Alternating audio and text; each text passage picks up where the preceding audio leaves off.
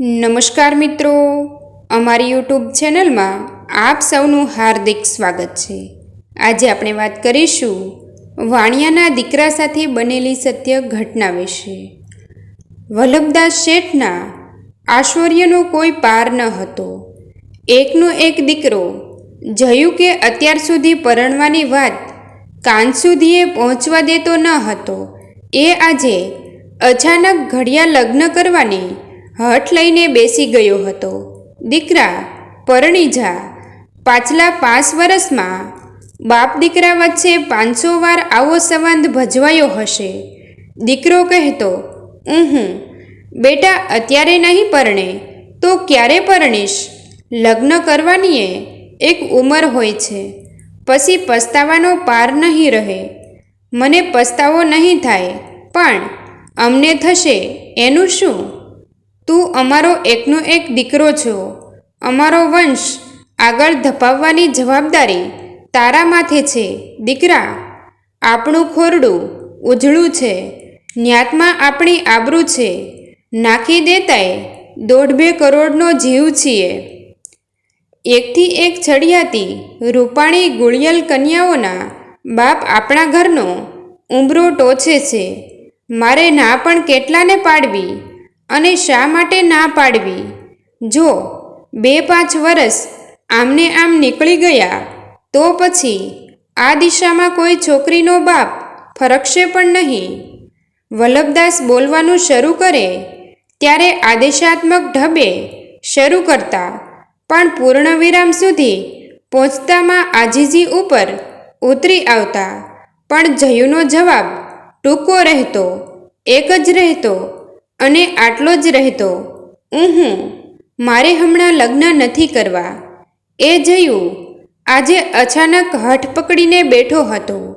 સાંજે વલ્લભદાસ દુકાન વસ્તી કરીને ઘરે આવ્યા ત્યાં જ જયુએ જાહેરાત કરી દીધી, બાપા મારે લગ્ન કરવા છે। વલ્લભદાસ નક્કી ન કરી શક્યા કે આ વાતથી રાજી થવું કે નવાઈ પામવી। એમણે 2 વિકલ્પો અપનાવી લીધા। પછી પૂછપરછ આદરી, હાશ, ભગવાને છેવટે તને સદબુદ્ધિ આપી તો પછી આવતીકાલથી છોકરીઓ જોવાનું ચાલુ કરી દઉં ને? ના, જયુએ બીજો આંચકો આપ્યો, છોકરી મેં શોધી લીધી છે।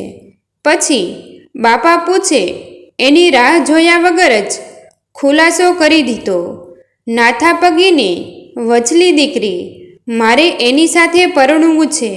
શેઠને ચક્કર આવી ગયા। કોણ? નાથોપગી? પેલો? એમના મોઢામાંથી જાતિસૂચક અપશબ્દ સરી પડ્યો। હા, એની જ વછેટ દીકરી મને ગમી ગઈ છે બાપુ, એનું નામ રેવા છે। ખબરદાર, જો એનું નામ ફરીવાર તારી જીભ ઉપર લાવ્યો છે તો શરમ નથી આવતી?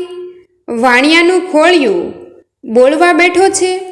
ગામની બહાર નદીના પટમાં ઝૂંપડું બાંધીને રહેતા એ કમજાતને ચોરી ચપટાનું કામ છોડાવીને ગામનું રખોપું મેં સોંપાવ્યું। એનો આ બદલો ભગવાને મને આપ્યો। ભલે મારો વંશ અટકી જાય, ભલે તું વાંઢો મરી જાય, પણ એ પગીની છોકરીનો પગ તો મારા ઘરમાં નહીં જ પડવા દઉં। તારી જીદ ભલે ને એવી હોય કે પરણું તો એની સાથે નહીંતર કુંવારો રહું। જયું અચાનક પુત્ર મટીને પહાડ જેવો બની ગયો।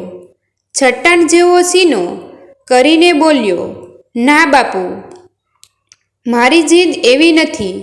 મારી જીદ તો એક જ છે કે હું કુંવારો નહીં રહું। હું ચોક્કસ પરણીશ અને બહુ ઝડપથી પરણીશ। નાથાપગીની રેવા સાથે જ પરણીશ। આમાં જો અને તો કે નહીંતર જેવા કોઈ જ વિકલ્પો નહીં હોય। તમારી સંમતિ હોય તો અમને આશીર્વાદ આપજો, નહીંતર હું અને રેવલી નદીના પટમાં બીજું એક ઝૂંપડું બાંધીને એમાં… વલ્લભદાસને રૂવે રૂવે ત્રાસ ફૂટી નીકળ્યો। માથાના વાળ ખેંચતાને શબ્દકોશ બહારના શબ્દો ઉચ્ચારતા એ રસોડા તરફ દોડી ગયા। વીમુ શેઠાણી આગળ જઈને બરાડવા માંડ્યા, સમજાવ, તારા કપાતરને સમજાવ. આપણી 71 પેઢીનો ઉદ્ધાર કરવા નીકળ્યો છે. આના કરતાં તો હું વાંઝણી રહી હોત તો સારું હતું. વિમુ શેઠાણીમાં ઈશ્વરદત્ત કોઠાસૂજ હતી. એમણે પતિને શાંત પાડ્યા. આમ રઘવાયા ન થઈ જાઓ. કોઈ શાણા માણસની સલાહ લો. બે ડાહ્યા મનેખને વચમાં નાખો. ભગવાન સૌ સારાવાના કરશે. શેઠને આ સલાહ વાજબી લાગી, પણ 200 ઘરના ગામડામાં શાણા માણસને શોધવો ક્યાંથી? એ પોતે જ શાણામાં ખપતા હતા. એમને યાદ આવ્યું, ગામની નિશાળના હેડમાસ્તર ઠરેલ બુદ્ધિના ગણાતા હતા, પણ એ તો શનિ રવિની રજાઓમાં શહેરમાં ગયા હશે. બીજા શાણા માણસમાં ગામના વયોવૃદ્ધ ડૉક્ટર પંડ્યા સાહેબની ગણના થાય છે. ડૉક્ટર જરૂર અત્યારે મળી શકશે. વલ્લભદાસે નોકરને દોડાવ્યો. જા, પંડ્યા દાક્તરના દવાખાને જા અને એને કહેજે કે ના કહેતો નહીં. એમને તારી સાથે જ લેતો આવ. દર્દી મરતો હોય તો એનો મરતો મૂકીને પણ દાક્તર આવી જાય. 20 મિનિટમાં પંડ્યા કાકા હાજર થઈ ગયા. ખુશમિજાજી ડૉક્ટરે ફળિયામાં પગ મૂકતાની સાથે જ વાતાવરણને હળવું કરી મૂકવાની કોશિશ શરૂ કરી, પણ વલ્લભ શેઠ અત્યારે જીવ ઉપર આવી ગયા હતા. ડૉક્ટર પંડ્યાને અંદરની બેઠકમાં ખેંચી ગયા. સાથે પુત્ર પદ્મભૂષણ વંશવિભૂષણ જયુને પણ તાણી ગયા. પછી એક શ્વાસે હૈયાવરાળ ડૉક્ટર પંડ્યાની સામે ઠાલવી નાખી. નાથ પગીની વચલી છોકરી. ડૉક્ટર પંડ્યા ચોંકી ઉઠ્યા. પેલી રહેવાતો નહીં? વલ્લભદાસે તીસરી નજરે દીકરાની દિશામાં જોયું. જયુ માથું નીચું કરીને એની ભાવિ અર્ધાંગીની વિશેનો ઉલ્લેખ સાંભળી રહ્યો હતો. શેઠ મનોમન બબડ્યા, બેવફૂક છે, ચાલો બેવફૂક છે. પછી મોટેથી બોલ્યા, દાક્તર સાહેબ, તમે પણ એ છોકરીનું નામ જાણો છો? કેમ ન જાણો?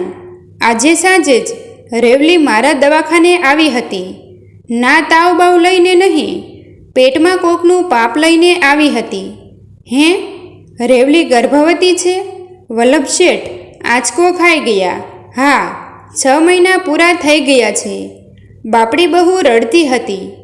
બાજુના ગામનો કોઈ છેલબટાવ એને છેતરી ગયો. લગ્ન કરવાનું વચન આપીને એને લૂંટી લીધી.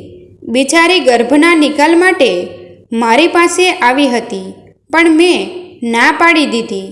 હું તો અમથોએ આ કામ કરતો નથી. આવો કેસ આવે તો શહેરના ડૉક્ટર પાસે મોકલી આપું છું. પણ રેવલીના ગર્ભને 5 કરતાં વધારે મહિના હતા, એટલે મેં વચમાં પડવાની ના પાડી દીધી. વલ્લભદાસને હવે ખબર પડી કે આ તો એમના માટે રાજી થવા જેવા સમાચાર કહેવાય. એમણે પુત્રરત્ન સામે જોઈને કહી નાખ્યું, સાંભળ બેવફૂક, સાંભળ. પગીની છોકરી તો ભારે પગી છે, એવીને ઘરમાં ઘલાય? સારું થયું કે દાક્તર કાકાએ આવીને આપણને સાચી હકીકત જણાવી દીધી. બાકી આપણે તો અંધારામાં જ રહી જાત ને. મને આ વાતની ખબર છે બાપુ. જયુએ પહેલી વાર તો મોં ખોલ્યું.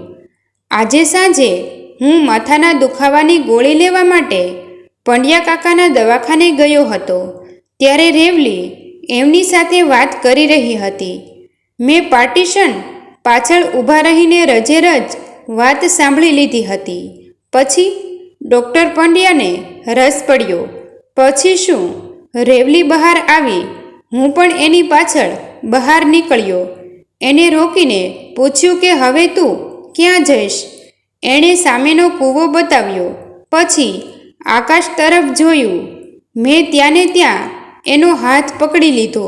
સિંદૂર તો ત્યાં ક્યાંથી શોધવું?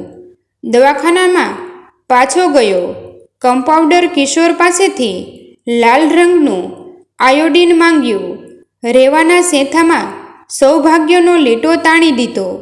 બાપુ, અમારું લગ્ન તો ત્યાં રસ્તા વચ્ચે થઈ ગયું છે. હવે શું કરવું તે તમારા હાથમાં છે.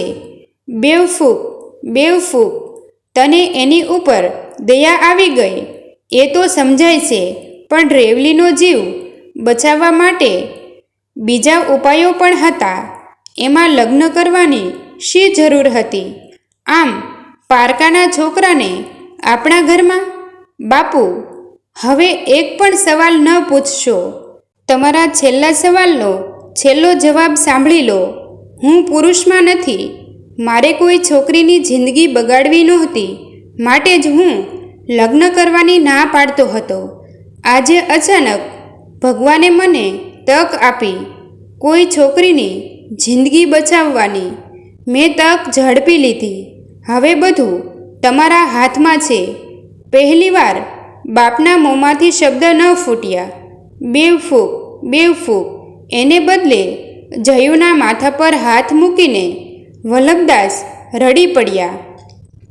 બોલ્યા તો પણ આવું બોલ્યા, બેટા, ત્રણેય જીવ સુખી થાજો. મિત્રો, તમને જો આ વિડીયો પસંદ આવ્યો હોય તો વિડીયોને લાઈક અને તમારા અન્ય સગા સંબંધી મિત્રો સાથે વિડીયોને શેર કરવાનું ભૂલતા નહીં.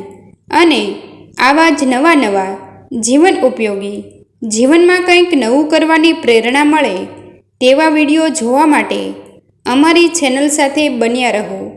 થેન્ક યુ મિત્રો. મળીએ છીએ એક નવા વિડીયો સાથે. આભાર.